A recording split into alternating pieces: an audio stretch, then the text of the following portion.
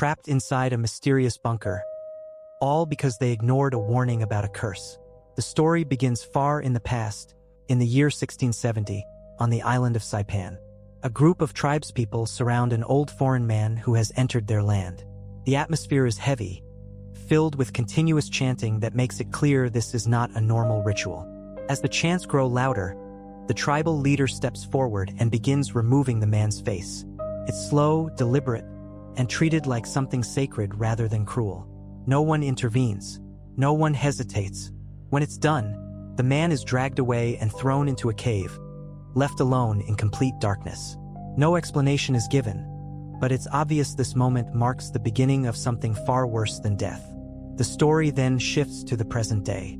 A woman named Paulina arrives on the same island for work. She's part of a development project that plans to turn a remote area into a luxury resort.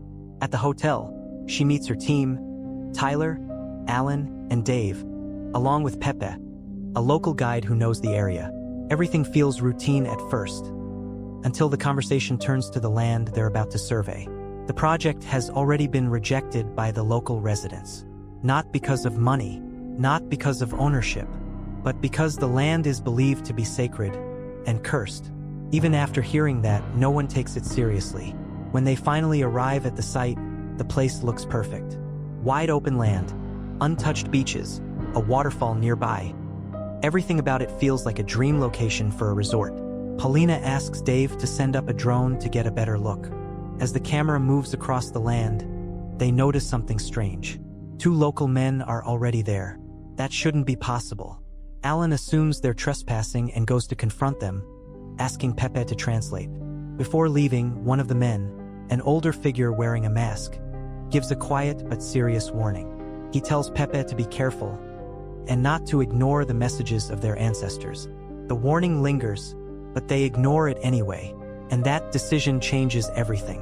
While exploring further, Paulina and Tyler discover something unexpected. An old bunker hidden in the area, likely left behind from World War II. At first, Alan suggests they leave it alone, but Tyler points out it could delay construction later. So they make a decision. They go inside. Dave follows them, carrying a strange doll he picked up earlier, something dropped by the old man. The moment they step into the bunker, everything changes. The air feels heavier, colder, unnatural, and almost immediately, they find something disturbing.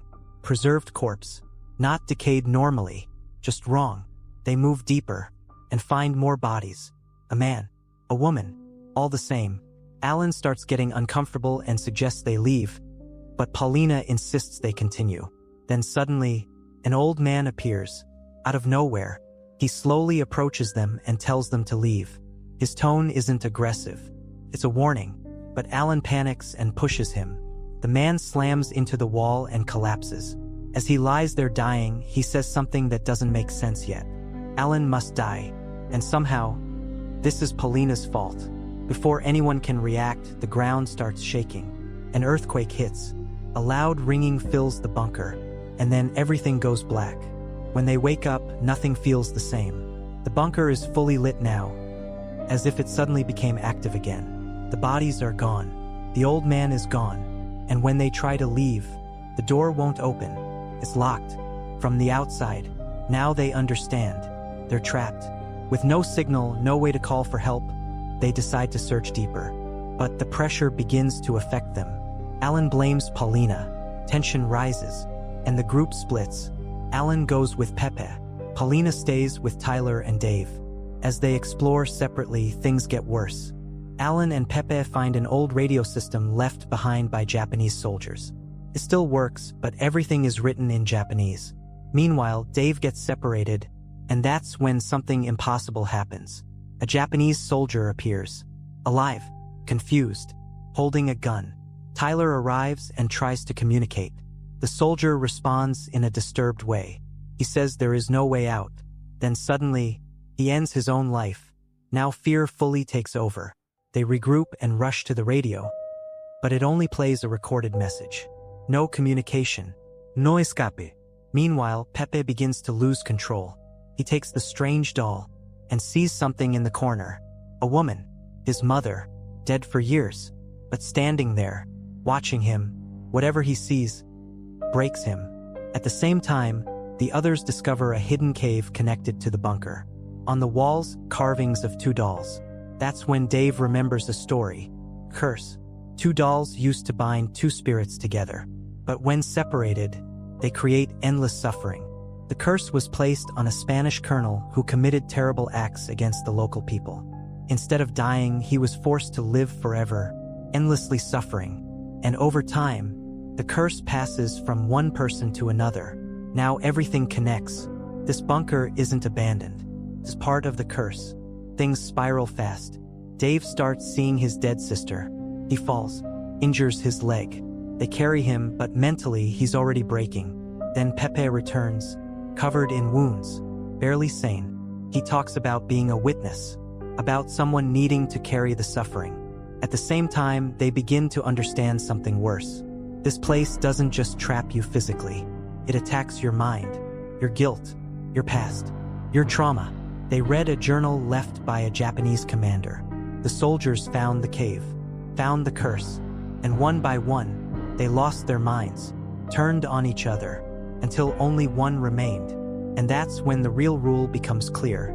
There must always be one person left alive. But that's not survival. That's the punishment. Everything collapses after that. Dave is found dead. Tyler thinks Pepe did it. They grab a weapon and go searching, but the truth is worse. Alan appears and attacks Tyler. He admits it. He killed Dave because he believes being the last one alive means winning. Now he starts hunting everyone. Paulina escapes into the cave and finds Pepe again. She tries to convince him they can still stop everything by reuniting the two dolls. Pepe hesitates, but Alan attacks again. In the chaos, Pepe destroys one of the dolls. And just like that, the only way to break the curse is gone. Alan kills Pepe and continues chasing Paulina. Meanwhile, Tyler is still alive. Barely.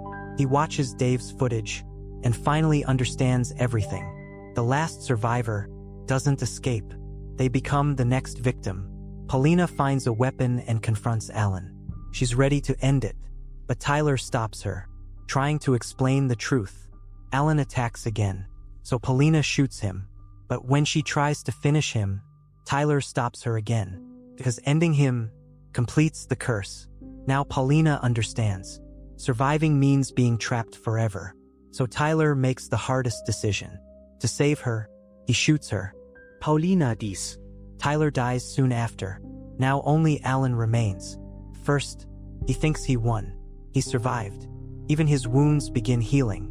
But slowly, the truth starts to sink in. He watches the footage, sees the bodies, understands everything. The bodies they found earlier were them, and the old man was him. From the future, the curse isn't death. It's time, an endless loop. Alan is now trapped, forced to live inside the bunker for decades, until he becomes that same old man. And when a new group arrives, he tries to warn them, just like before. But it doesn't matter, because the cycle never ends. And now, he's not trying to escape anymore. He's just waiting to become the warning. If you enjoyed this recap, hit like, subscribe, and don't miss the next story. Trust me, you won't see it coming. Thanks for watching.